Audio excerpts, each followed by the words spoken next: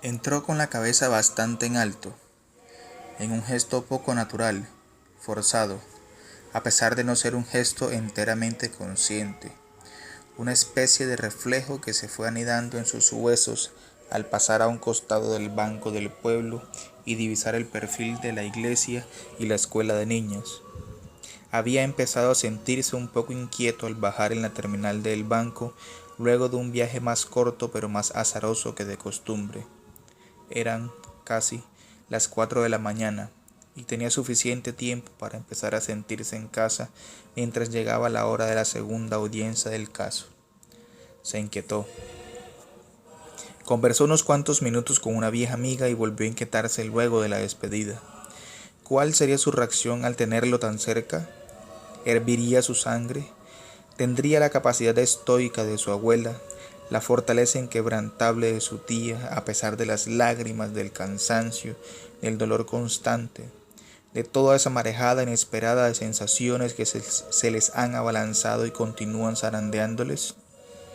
La luz del sol decembrino levantándose sobre Perijá, el olor a fango del río, los vaivenes y la polvareda de la carretera disiparon sus inquietudes hasta que dobló en la esquina del antiguo Telecom, buscando la iglesia y el cementerio.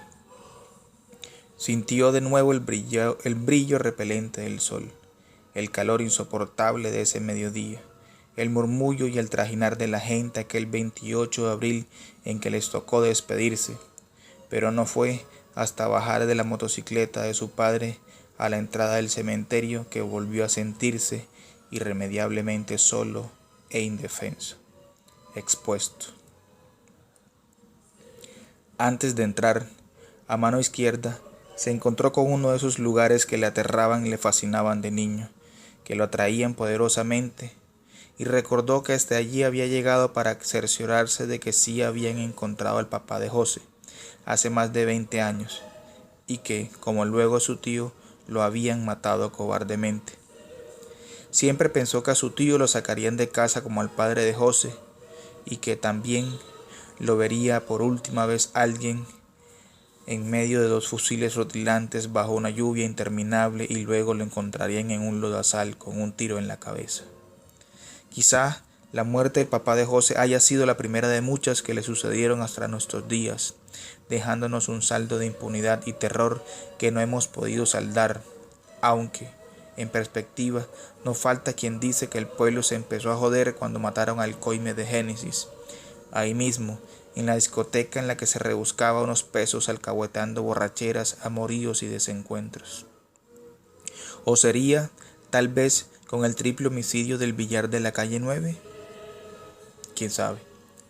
Vio a su amigo aferrado de nuevo a la falda de su madre al cruzar en la esquina de la calle de Don Cruz, tirados a la entrada de ese cuartucho séptico que hacía las veces de morgue, limpiando el barro pegado en costras hediondas a la ropa y los zapatos de su padre, braveándole a las lágrimas, convocando el valor para entrar a paleárselo a las ratas y los murciélagos y poder llevarlo a casa sin importarles un coño lo que anduvieran diciendo en el pueblo. Malparidos. Se volvió a mirar la única calle pavimentada del pueblo, gracias al alcalde Peralta, la calle que conduce al barrio de los difuntos, cerciorándose de no estar siendo seguido. Uno nunca sabe, cosa poco probable teniendo menos de una hora de haber llegado de nuevo al pueblo. Convenciéndose de que el río sollozante del cortejo fúnebre lo había acompañado solo en su visita anterior, que en esta ocasión eran sus fantasmas los que le acompañaban y los fantasmas de esos dolientes todavía sin consuelo ni justicia. El común denominador de la descabellada expresión que pretenda condensar el devenir purulento de este país de cafres debe ser el de la impunidad rampante. Claro, ¿cómo no? Quizá debiera decirte, hijo, que a tu tío ha decidido llevárselo el Señor, seguramente para que le ayudara a gestionar unas mejoras a unas escuelas y unos centros de salud de los círculos más alejados del firmamento, y unas vías de acceso más eficientes entre cada uno de ellos, y utilizarlo de nuevo como un chivo expiatorio. Pero no, contigo no me puedo permitir el lujo de los eufemismos y debo ser claro y directo para ser justo y respetuoso contigo y conmigo, con todos. A tu tío lo asesinaron por la espalda, sentado en la puerta de su casa un 26 de abril a primeras horas de la noche, y probablemente el suyo será uno más de los tantos asesinatos a los que nos hemos acostumbrado. Será uno más de los mártires que quedan en el olvido de este país de magnicidios, donde la norma está dada por el fracaso constante y sin paliativos de la justicia en las investigaciones, los obstáculos, montajes, desviaciones, falsedades y omisiones dolosas para imposibilitar que se sepa quiénes ordenaron el asesinato de tantos. Quedarán, como siempre, los autores intelectuales de este asesinato en el gelatinoso mundo de las conjeturas y las hipótesis. Entró decidido, aún sin saber de qué manera iría a reaccionar al acercarse a su tumba por primera vez, pues el día del sepelio no pudo acercarse hasta ella por toda la cantidad de gente que se aglomeraba en las callejuelas del Camposanto. 5 años antes no había imaginado que algún otro de sus muertos pudiera convocar a una mayor cantidad de gente. Estaba seguro, aunque no podía saber si al sepelio de su abuelo habrían ido más personas que al de su primita, por cosas de la vida. Algunos se toman atribuciones que no les corresponden y tuercen el rumbo de un individuo e incluso de pueblos enteros respaldados en sus armas, sus motocicletas y el terror. En este país tenemos el récord mundial en magnicidios, un infausto exabrupto, triste, real. En Colombia, mi pequeño, desde hace unos años para acá, en verdad muchos, el interlocutor que te es enfrentado, si propones un debate cuerdo y honesto, bien argumentado, no es nunca un orador más ardoroso y profundo o sopesado y seductor, sino un sicario. Ese abyecto engendro que se ha convertido en elemento infaltable del paisaje histórico nacional desde la terrible época de los carteles del narcotráfico, aunque no son para nada una plaga contemporánea. Estos asesinos por encargo ya eran conocidos en la antigua Roma y de allá proviene su no santo nombre. Su no santo nombre, que quiere decir que usa daga, apuñalador. Sicario significa también hombre daga. Aquí sí que sabemos de estos monstruos pequeños. La violencia ha sido el argumento de respuesta que históricamente se ha usado para enfrentar a los no alineados, el instrumento torpe del poder más allá de los códigos y las leyes, inhabilitándolas en su práctica, empequeñeciéndolas, conjurándolas, amañándolas vergonzosamente. Han sido el hierro y la pólvora impuestos a los decretos, asaltando, hiriendo, desplazando, desapareciendo, aniquilando con saña y perversión. Esos prefieren que chillemos si tenemos hambre, tosamos si sentimos frío, bramemos si estamos en celo, gorjeemos si nos sentimos dichosos, ronquemos si dormimos, cacareemos si despertamos, rezonguemos en el éxtasis, rebuznemos de entusiasmo, gañamos en la codicia, gruñamos por nuestra cólera, chiflemos, rujamos, jadeemos, ladremos, aullemos, graznemos, balemos, relinchemos, berreemos, eructemos, bufemos, croemos, pitemos, pujemos, resollemos, ululemos, japeemos, venteemos, guapirremos, gruñamos, cloqueemos y todo lo demás, dejando a un lado la palabra y la posibilidad de blandirla ante ellos y sus artimañas, la palabra que es nuestra única arma. Apenas pudo estar lo suficientemente lejos del pueblo para sentirse fuera de casa, pensó varias veces cómo sería su regreso ahora que lo habían matado. Después de tantos años, de tantas amenazas que ya se creían olvidadas, incumplidas, desechadas. Mejor, después de tantas cosas buenas que habían pasado a todos en el pueblo y a pesar de las maledicencias de algunos, a pesar de nosotros mismos, venir a enterrarlo era lo de menos, en parte. Aún contaba con la presencia de su cuerpo, con la coyuntura fácilmente predecible y peligrosamente descartada, con la certeza incontrovertible de que los violentos hacen con el pueblo lo que les da la puta gana y no pasa nada. A él, que había intentado atajarlos, lo atajaron. «Hola», —¿Cómo estás? —me preguntó con voz visiblemente turbada. —Bien, trabajando —respondí intrigado sin sospechar la causa de su turbación. Ella lo conocía hace varios años a causa de varias campañas políticas y el acompañamiento que le había hecho su madre desde los años de la aventura universitaria con el movimiento ciudadano. Lo consideraba su amigo. Le dolía tener que decírselo, pero por la relación que tuvieron se sintió obligada a hacerlo. —Mataron a tu tío —me dijo, guardando un silencio que aún hoy no sé si era para esperar mi reacción o para pasar el torzón que adiviné en su garganta por la dificultad con la que le salieron las palabras. —Lo siento. La frase se fue terminando en el aire mientras colgaba el teléfono y soltaba un puñetazo contra su escritorio. No sintió rabia, sintió impotencia y pensó en su familia y el peligro que pudieran correr, que podrían estar corriendo y que podría correr cuando volviera. ¿Tendrían que irse definitivamente para complacerlos? ¿Acabar de desarraigarse de una vez por todas? Una cruz al borde de un camino perdido de las montañas, no sé bien si de Antioquia o aún de Caldas.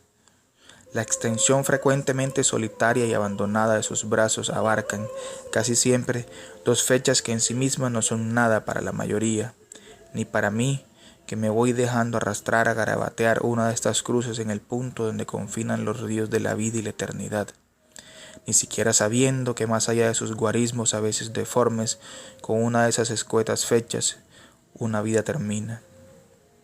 A veces, algunos de los viajantes, si todavía la fuerza de la costumbre no le ha adormecido la capacidad de sorprenderse, se pregunta si la causa fue un accidente o un asesinato. La mayoría prefiere escoger la primera variable para no dejarse alcanzar por el escalofrío que atraen consigo todas las posibilidades retorcidas que da la posibilidad del asesinato. Da menos miedo morir en un accidente que asesinado. ¿Qué hubo en su camino del vientre a la tumba? Sabe que lo están reanimando, ¿cómo no?, siendo médico. El pulso, leve, no es suficiente para mantenerlo conectado a su sonrisa. No puede moverse, ni lo intenta siquiera. En principio, algo aturdido, no siente la mecedora momposina mecerse bajo el peso de sus nalgas y su espalda ancha y fuerte. Tampoco el rodar de sus gafas hasta sus pies, el flaquear de sus piernas largas manchándose con su propia sangre. Unas manos ajenas troncharon su ramaje. Oye ruidos. ¿Te habrás detenido a preguntarte por el curso que habrían tomado las cosas si no hubieras apretado el gatillo? ¿Qué he de saber de ti, embajador plenipotenciario de la infama, canciller absoluto del miedo y del olvido, mandadero estúpido de la muerte? Nada, pobrecito. Luego de las 6:30 de la tarde del pasado 26 de abril, sucedieron unas 72 horas en las que la realidad me desbordó como en ningún otro momento de mi vida lo había hecho. Incluso superó al de mi iniciación en las artes sobrecogedoras del sexo y en los abruptos territorios del despecho. El cariño manifiesto de tanta gente. No se pueden encontrar maneras de reñir esa solidaridad que se configuró en un bálsamo en medio de la desgracia. Su dolor también, que recurrentemente encontraba manifestado de manera más incontroladas, sentidas y abrumadoras que el mío, que el nuestro, su desgarramiento. Las imágenes que se grabaron en mi mente durante esas horas no han dejado de asaltarme en estos largos y fugaces 6 meses que ya se completaron. He pasado noches en las que no duermo preguntándome cosas, lamentándome de otras, incluso de haberme venido tan lejos, no haber vuelto en tanto tiempo. La imagen de su cuerpo sin él en esas 4 tristes tablas, mi tía Ana acicalándolo por última vez, mi mano tanteando los orificios por los cuales se esfumó su sonrisa sonora y entrañable, el río de lágrimas que caminaban alrededor de su ataúd, el calor y el sol más intenso que recuerdo, el campo santo repleto. Se escuchó la voz de una señora pidiendo que le permitieran verlo antes de depositarlo en el nicho. Había oído hablar de su bondad y su entrega y no se podía permitir no conocerlo. Así él ya no pudiera abrazarla, besarle la frente, escucharla y muy seguramente no dejarla salir de su presencia con las manos vacías. Fue atronador. Retumbó en mis sienes de tal manera que debí bajarme de la bóveda en la que estaba viendo la llegada a su tumba para evitar caerme.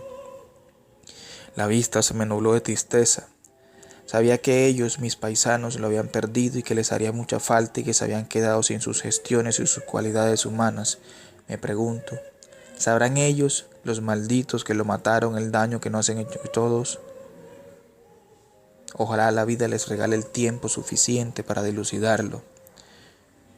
Ahora que vuelva a casa, no sé, no tengo ni idea con qué me voy a encontrar. Sé que no estarás, claro, ese no es el problema. El problema va a ser mi manera de asumir esa realidad. Encontrarme con todas las cosas casi exactamente como las dejamos al despedirte, a nacer por la espesa y persistente película bermeja de polvo más cerca y malcriada que la mano que busca espantarla de tus recuerdos. Encontrarme con nuestros amigos y también con aquellos que han fingido serlo y aún creen que les seguimos el juego, tan pendejos, con las cosas por las que soñamos y luchamos, con tu ausencia. Los demás se han tenido los unos a los otros para aprender a sobrellevarla. A mí me ha tocado una forma de soledad que no me ha dado espacio sino a escribir para poder hacer catarsis, pero me ha hecho falta enfrentarme a tu cama, a tu hamaca, a tu puesto en la mesa, tus libros, tus mochilas, ¿me entiendes? Esa es una vaina que no tiene nombre y sin embargo ansío llegar a la casa para poder seguir con mi idea de contarme tu historia y contárselas a mis futuros hijos y a mis sobrinos. De esa manera, quizá, pueda encontrar la manera de que los demás tampoco te olviden. Mi regreso hace 6 meses fue un regreso indeseado. No fue solo volver a la casa después de 19 meses. No era desandar los pasos descargando el cansancio acumulado en la distancia. Era volver a esos primeros años donde emergió tu figura contundente para protegernos frente a quienes nos hostigaban, porque Él siempre estuvo defendiéndonos, defendiéndome incluso de mí mismo las veces que caí. Volver hace 6 meses no era recomenzar, era renunciar. Sentí rabia casi todo mi camino y todavía aún muchas veces la siento. Eso estaba dentro del presupuesto, nena, le dije a mi prima L caminando al terminal. Nosotros fuimos los que creímos que ya no pasaría nada. Como no les funcionó todo el arsenal de artimañas, mentiras, componendas que habían utilizado antes, la única forma que les quedaba era matarlo. No se necesitaba una revelación divina ni artes adivinatorias para saberlo. No sentí tristeza sino hasta que estuve en casa, hasta que percibí en el ambiente, en las respiraciones de quienes nos acompañaban, la presencia abrumadora del desamparo y la impotencia. Hasta que no vi brillar en los ojos de mi padre la tristeza y el dolor, no pude aceptar que habías muerto, tío. Ni siquiera ese solitario ataúd que flotaba en medio de la multitud desconsolada que te rodeaba me había podido convencer de que estabas muerto. Ni siquiera tu frente pálida que tanto acaricié, ni tus manos frías y rígidas. Fueron los rostros de nuestros amigos, de nuestros familiares, los que me convencieron de que estabas muerto y de que no voy a poder volver a contar más con tu presencia. Así vengas a visitarme en mis sueños, como en ese último que te vi jugando con unos niños en la cima de una montaña, a donde te llevó mi papá en su moto, luego de que me guiñaras un ojo.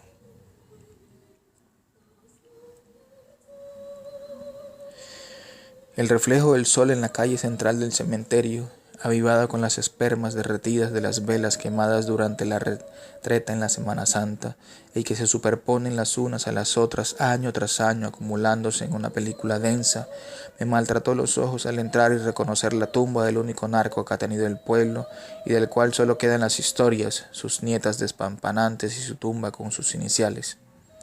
Ya este lugar me es tan familiar, pensó, ya no me da miedo.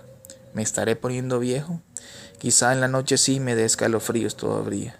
Había que averiguarlo, pero antes ni en una procesión con tanta gente me sentía yo seguro acá. Ahora lo único que me da miedo es que también les dé por matarme, pero acá no creo que lo hagan. Ahora no, por lo menos no creo que se hayan enterado todavía de mi llegada y tampoco creo que quieran hacerlo. No creo que les represente mayor amenaza. ¿O sí? Identificó la tumba sobre la cual se había trepado para ver cómo lo dejaban en su última morada. Se dirigió a ella y luego al mausoleo familiar, si así puede decírsele, al grupo de tumbas en las que reposan varios de sus familiares sin más identificación que los nombres garabateados en el cemento aún fresco, apenas enterrados, algunas de las coronas que aún permanecen desde el más reciente de sus entierros, unas flores de abanico sembrados a propósito de ese mismo entierro. Por lo menos eso pensó, sin preocuparse en averiguarlo. Inevitablemente han vuelto a nuestras mentes los recuerdos de esos años aciagos. En la fachada de la alcaldía y en el atrio de la iglesia aparecieron panfletos con una larga lista de paisanos que debían abandonar el pueblo en un plazo dado para no ser asesinados. Conocimos el terror en ese entonces, pero nunca pensamos que en verdad llegara para quedarse. Y se quedó. Cuando se fue el último circo de estos terrenos, de estos que siempre llegaban al pueblo, tomaron asiento entre nosotros unos personajes que se fueron tornando atronadoramente siniestros. Luego, la esperanza inicial que llegaron a insinuarnos con sus camionetas de vidrios oscuros y sus fusiles siempre insultantes, porque para muchos era una tranquilidad por poder volver a dejar las gallinas en los patios, aunque usted no me lo crea, y uno no lo puede entender ahora. ¿Cómo carajos va uno a pensar en eso? ¡Qué tranquilidad! Andar los caminos en mitad de la noche sin el riesgo de que le quitaran a uno la plata era bueno. Ir a las casetas de los otros pueblos sin importar las muertes que esto significara. Luego, en principio, nos gustó. ¿Volver? ¿Para qué? Y sin embargo, uno vuelve, porque aunque le duelan a uno las cosas, aunque terminaron cumpliendo sus amenazas y tenga uno la certeza indemostrable de que muchos paisanos tuvieron que ver en tu muerte, también es cierto que muchos quedaron en una especie de limbo que ya creían salvado cuando lograste tu objetivo, que también era de ellos, y te dispusiste a darles las oportunidades que otros les han negado históricamente y ahora les siguen negando.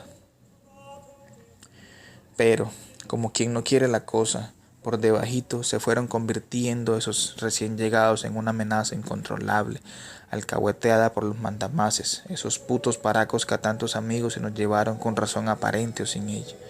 Empezaron a cobrar impuestos hasta por el derecho a embalsar el río, tomarse uno una cerveza, a sacar corriendo del pueblo a quien piropeara alguna de las peladitas que se revolcaban con ellos, a tomar sin pagar todo cuanto les gustaba de los negocios de variedades, a abrir caminos para el comercio de drogas, a procesarlas y venderlas aquí mismo, desangrando en una hemorragia imparable los raquíticos fondos del municipio, obligándonos al silencio y al miedo, o a la muerte.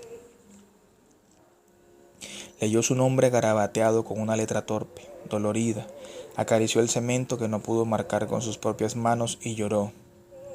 Tranquilo, sin rencor, olvidado del resto de las cosas, inmerso en una cápsula individual de espacio en la que no transcurre el tiempo, y se volvió a situar frente a su ataúd en la sala de su casa, a la voz que lo encontró por teléfono, que lo habían matado mientras él trabajaba sin llegar siquiera a imaginarlo.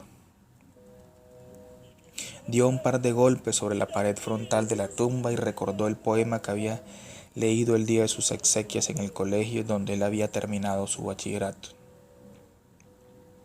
Era un árbol fuerte, grande, frondoso, saludable.